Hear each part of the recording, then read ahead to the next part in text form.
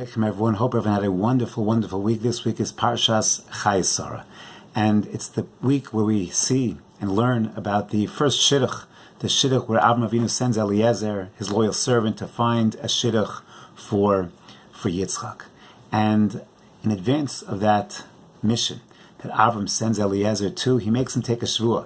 He says, "I want you to go find a wife for Yitzchak, but please, do not take a wife. Take a shvuah, do not take a wife. Lo tikach livni isha mibnos Knani. I do not want a woman from Canaan."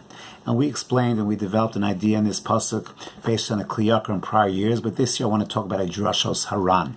And the Ran, as other Mefarshim ask, is what's the difference? The benos of Canaan, the benos of Haran, halal of the avodah zarah, halal of the avodah zarah. What exactly is the difference?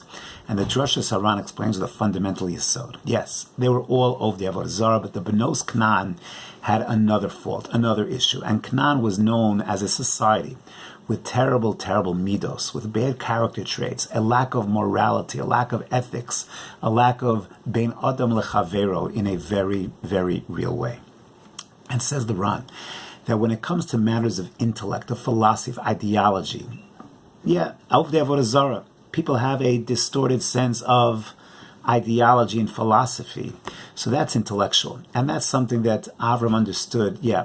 If I integrate this girl, who may come from a home of the avodah zarah, into our home, she's a wife of Yitzchak, we'll be able to reorient her thoughts, her philosophy, her ideology. That, with education, a person can change.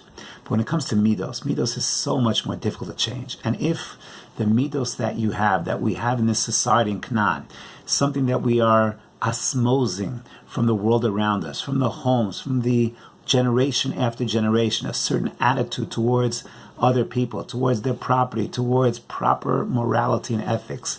And that's what the society is breeding generation after generation. That's something that is like in the genetic code that we're getting in the homes and in the society.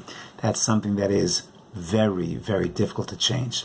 And therefore Avram says, don't take a girl from Canaan. And perhaps even more so, is that even though Eliezer was getting a girl, Rivka, from homes of Ovdei Avodah Zarah, Lavan and Besuel, no tzaddikim, but he was looking for midos. Midos is something, it's hard to learn midos. It's hard to just intellectualize midos. It's something that you breathe, that you osmose, that if you see it in your parents and your grandparents and your neighbors and your friends, then that becomes your modality. If you see other things, lack of midos, lack of respect, lack of self-respect, lack of caring for others, so then that's what we osmose. That's very, very difficult to change. That's what Eliezer was looking for. A balas midos, a person who exhibited those character traits, and certainly not the character traits of Canaan, because very hard to change. That's why it's so important as we look for shidduchim, as we build ourselves, we work on those sense of midos. Philosophies that education can take care of, but midos have to be breathed,